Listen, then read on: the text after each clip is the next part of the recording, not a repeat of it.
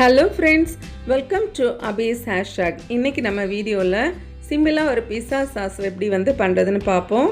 இதுக்கு நான் 3 onion, 2 tomato எடுத்து வச்சிருக்கேன். இதுக்கு கூட ஒரு 4-5 காஞ்ச மிளகாய், ஒரு 7-8 பல்லு பூண்டு வந்து எடுத்து வச்சிருக்கேன். இப்போ வந்து நம்ம ஆனியனை ஸ்கின் எல்லாம் ரிமூவ் பண்ணி க்ளீன் பண்ணிட்டு இத ரஃபா வந்து சாப் பண்ணி வைப்போம்.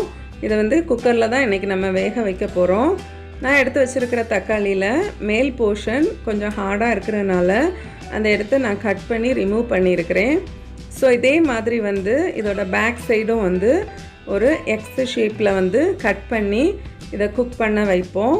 இப்போ எடுத்து வச்சிருக்கிற எல்லா பொருட்களையும் ஒரு குக்கரில் இந்த மாதிரி சேர்த்துட்டு ஒரு அரை கிளாஸ் தண்ணி வந்து நான் இன்றைக்கி இதுக்கு சேர்த்துருக்கிறேன்.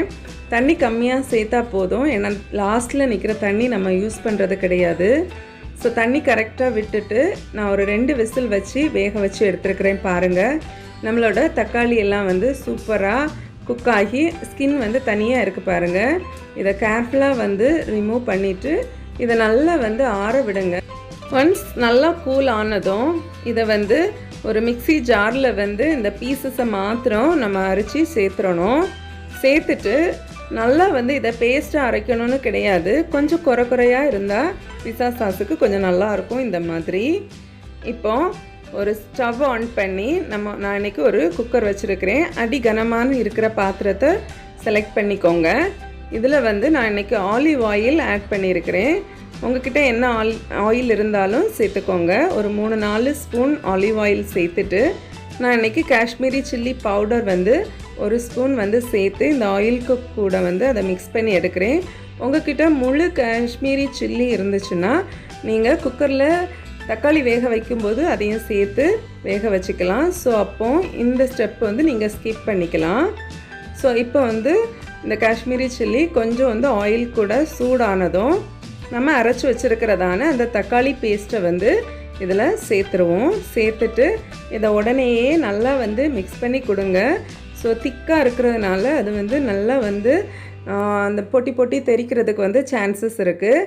ஸோ அதனால தான் நான் வந்து கொஞ்சம் அடிக்கனமான பாத்திரம், குழிவாக இருக்கிற பாத்திரம் எடுத்துக்கோங்க. ஸோ இப்போ வந்து இதை நல்லா வந்து மிக்ஸ் பண்ணி கொடுப்போம். இதில் இருக்கிற வாட்டர் வந்து கொஞ்சமாக வந்து குறையணும், நல்லா குக்காகி வரணும். இப்போது நான் வந்து பிஸா சாஸுக்கு ஒரு நல்ல ஃப்ளேவர் கொடுக்குற ஒரு ஸ்பைஸ் தான் வந்து ஒரிகானா. இது வந்து என்கிட்ட இப்போ இல்லை. ஸோ அதனால் நான் இன்றைக்கி பேசில் ட்ரை லீஃப் அண்டு புதினா ட்ரை லீஃப் மிக்ஸாக வர்ற இந்த ட்ரை லீஃப்ஸ் நல்லா க்ரஷ் பண்ணி இதை சேர்த்துக்கிறேன். ஒரிகானா எல்லா ஷாப்ஸ்லேயுமே கிடைக்கும், உங்களுக்கு பக்கத்தில் கிடச்சிச்சின்னா நீங்கள் வாங்கி யூஸ் பண்ணிக்கோங்க. ஸோ இப்போ இதை நல்லா மிக்ஸ் பண்ணி கொடுத்துட்டு நான் இன்றைக்கி கொஞ்சமாக இதுக்கு தேவையான சால்ட் வந்து ஆட் பண்ணிக்குவோம். ஸோ ஆட் பண்ணிவிட்டு இதை நல்லா மிக்ஸ் பண்ணி கொடுத்துட்டு 1 ஸ்பூன் சுகர் வந்து நான் இன்றைக்கி ஆட் பண்ணியிருக்கிறேன்.